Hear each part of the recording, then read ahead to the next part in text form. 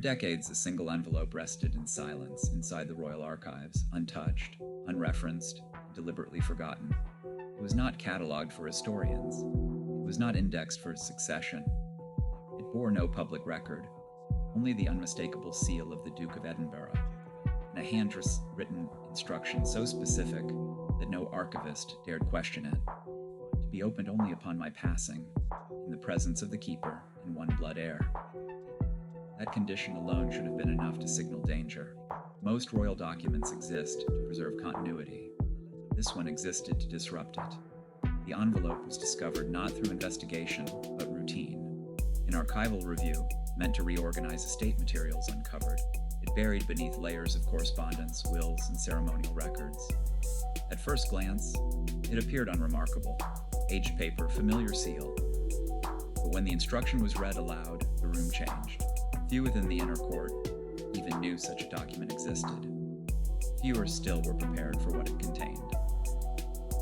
When the seal was finally broken, silence followed. Not confusion, not debate, silence. Because what Prince Philip left behind was not a suggestion, nor a reflection, nor a sentimental farewell. It was a declaration, one written with the same precision he had applied to 7 decades of service. His personal fortune, accumulated quietly and independently of crown accounts, not to pass to the Queen Consort, was to be entrusted to Catherine, Princess of Wales, explicitly, irrevocably, and without ambiguity. Those present later described the moment as a political earthquake disguised as inheritance. This was not merely about money, it was about allegiance, about continuity, about the future architecture of power inside Buckingham Palace. Philip, long portrayed publicly as neutral between factions, had chosen a side in his final written act, and he had done so knowing exactly what it would provoke. The wording left no room for reinterpretation. He praised Catherine's unshakable devotion to duty, her restraint, her discipline, and her ability to endure scrutiny without destabilizing the institution. In the same breath, he warned of conflicted motivations that threatened the clarity of the crown. The contrast was deliberate, the message unmistakable. Within hours, the implications rippled through royal corridors.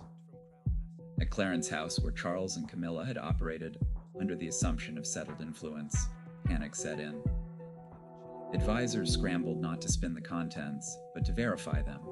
Authenticity was confirmed quickly and beyond dispute by the royal archivist and 2 legal witnesses. This was no forgery, no rumor, no tabloid invention. It was Philip's handwriting. Sharp, deliberate, final. Behind closed doors, discussions turned darker. Could the letter be suppressed? Could it be quietly filed, buried again, stripped of relevance? Those efforts were halted by an internal override from the keeper of the Privy Seal, who insisted that Philip's final directive be formally logged. One official later admitted anonymously that the letter represented the most destabilizing internal document the monarchy had faced in decades. And then came the revelation that changed everything. It is now believed that Queen Elizabeth knew, according to leaked diary entries from one of her former ladies-in-waiting. The late Queen had been shown the sealed letter weeks before Philip's death. She had read it, she had wept, and she had said nothing, whether out of respect for her husband's wishes or fear of fracturing the palace. She chose silence. Silence that preserved order in the moment, but delayed reckoning. To understand why Prince Philip would take such a personal and political stand, one must look beyond public smiles and ceremonial vows. In his final years, Philip witnessed a monarchy quietly at war with itself. 2 futures emerging, 2 philosophies pulling in opposite directions, one rooted in restraint and continuity, the other in reform that blurred institutional boundaries. What unsettled him was not scandal. It was confusion. He watched as influence shifted behind the throne, his priorities bent toward persona rather than purpose. He had played the role of consort himself for over 70 years. He understood influence without authority. But what alarmed him was how unchecked sway could erode the crown's center. In confidential conversations with senior courtiers, Philip warned that parallel lines of power would hollow the institution from within. A monarchy, he believed, could not survive divided gravity. At the same time, his respect for Catherine deepened quietly. He saw in her the discipline he demanded of younger royals, the ability to remain still while others maneuvered. According to a footman who served during his final year at Windsor, Philip once referred to her as the monarchy's spine, even if no one has noticed yet, and so he planned, not emotionally, methodically. What followed his death would prove just how far that planning extended. What followed was not outrage, at least not publicly. Outrage would have been easier to manage. What took hold instead was something far more dangerous to an institution built on composure: uncertainty. Within the palace, silence stretched longer than usual. Doors closed more often. Meetings multiplied, but resolved little. Everyone understood that Prince Philip's final act had altered the internal balance, but no one yet knew how openly that shift would surface.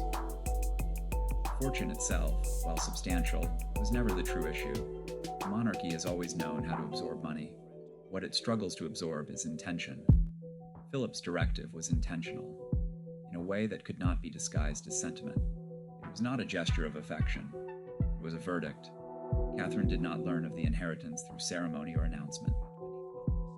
She was informed quietly, in a private setting, with legal counsel present. Those who witnessed the meeting later described her reaction as restrained to the point of stillness. There was no visible surprise, no visible satisfaction, and certainly no triumph. She listened.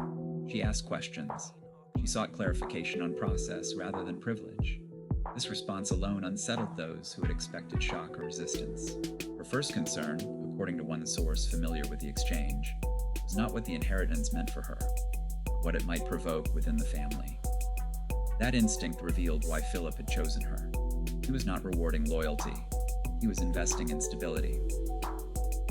Within hours, word spread through inner channels, not through leaks, but through the subtle recalibration of behavior. Advisors who once operated freely began to consult more carefully.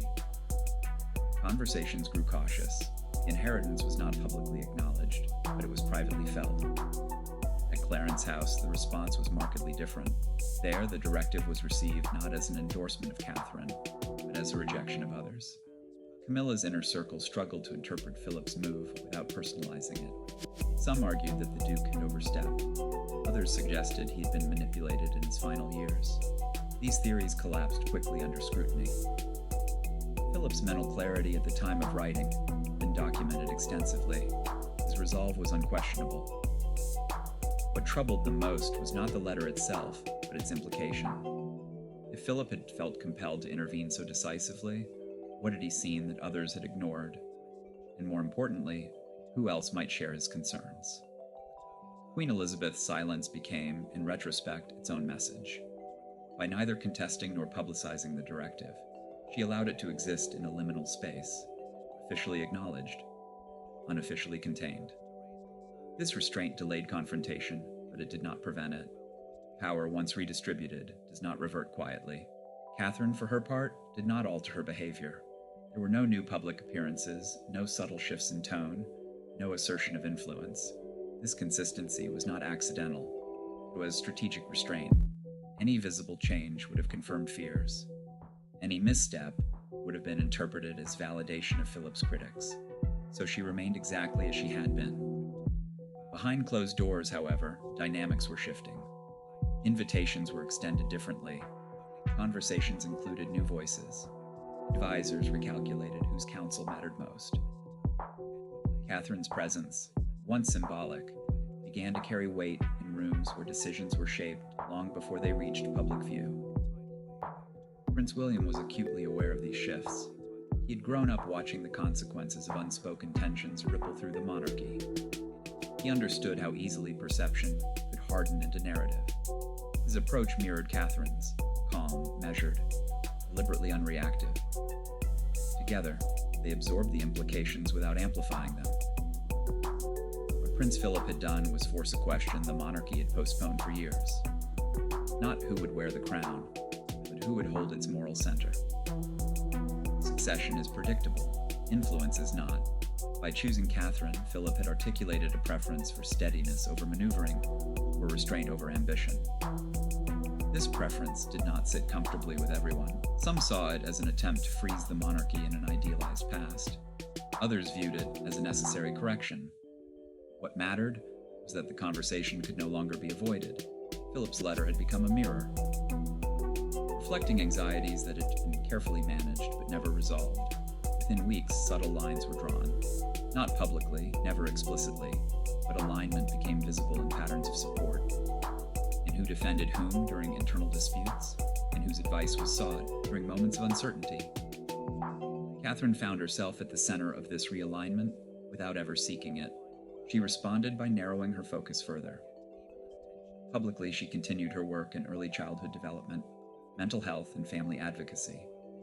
Privately, she deepened relationships built on trust rather than convenience. This was not consolidation of power, it was consolidation of credibility.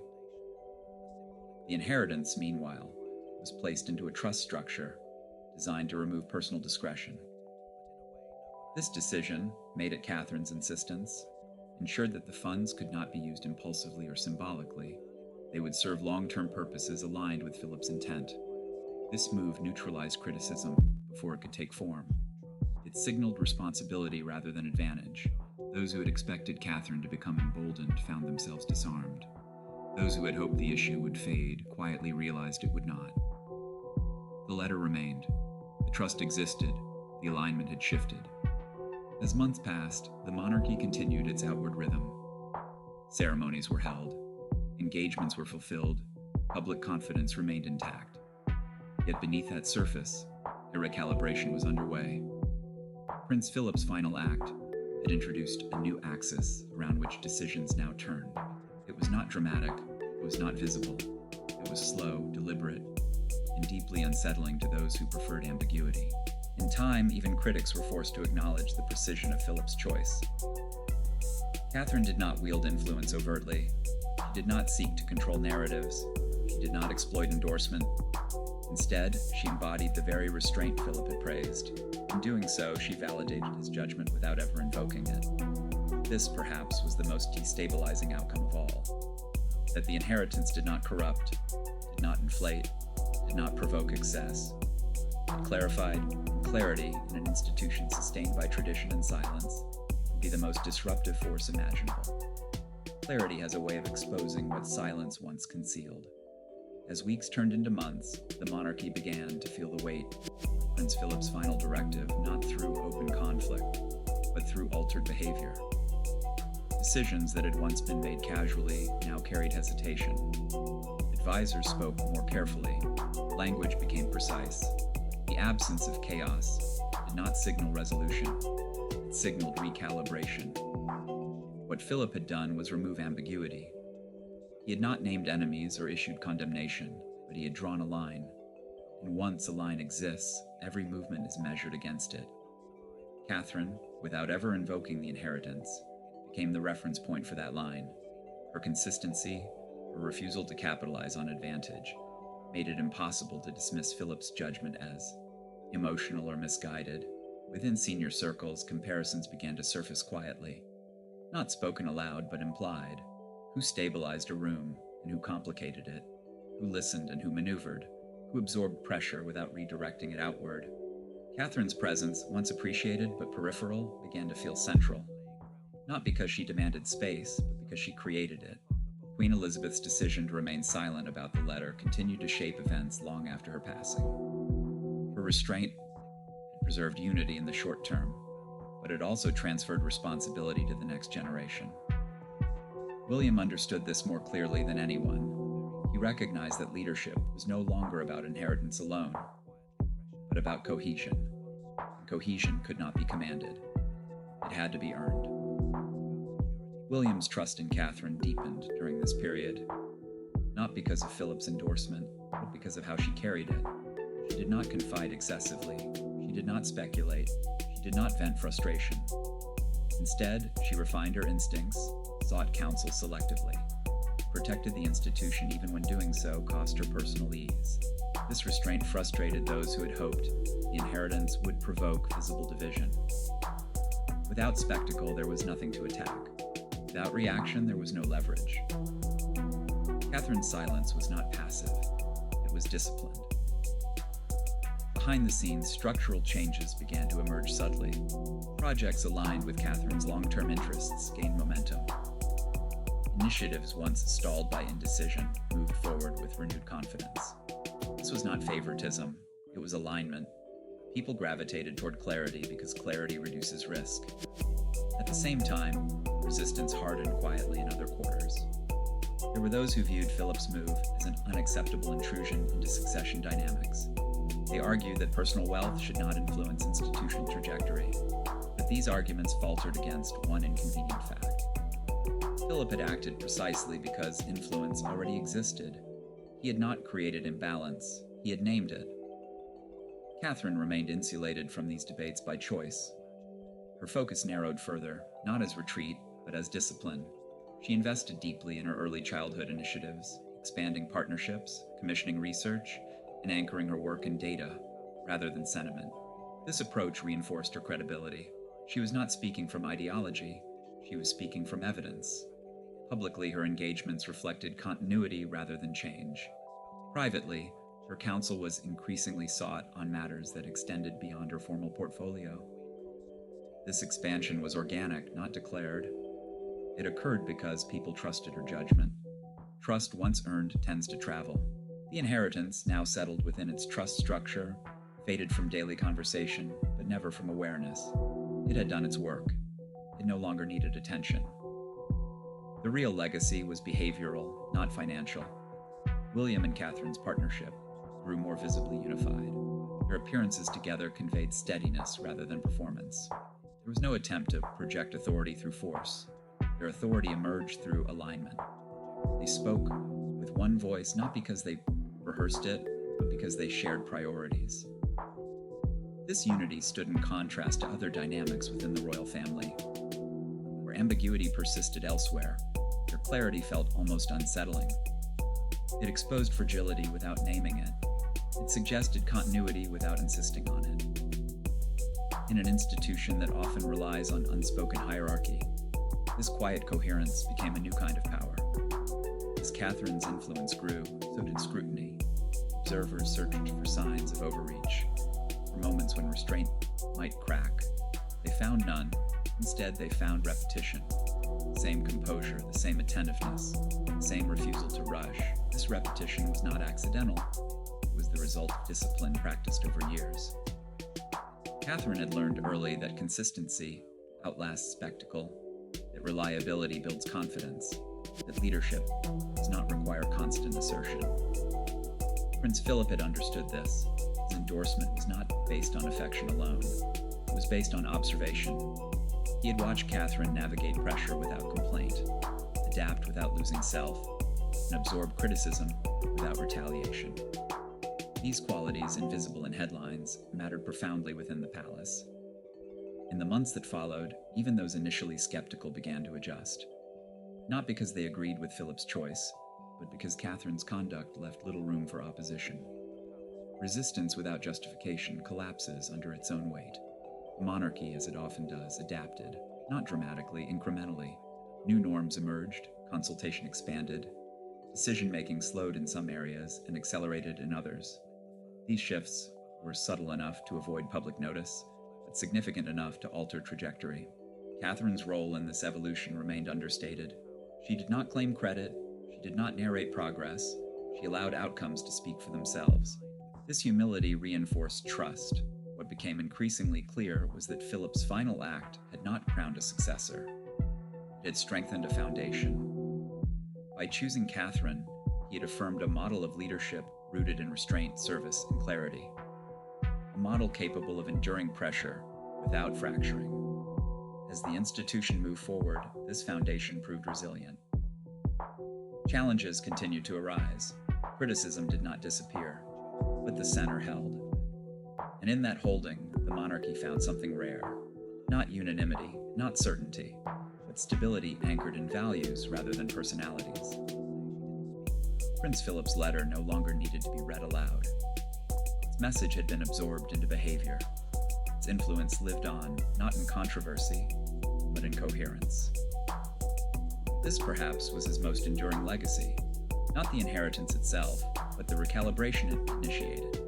A reminder that institutions survive not through silence, alone, but through the courage to clarify what they stand for.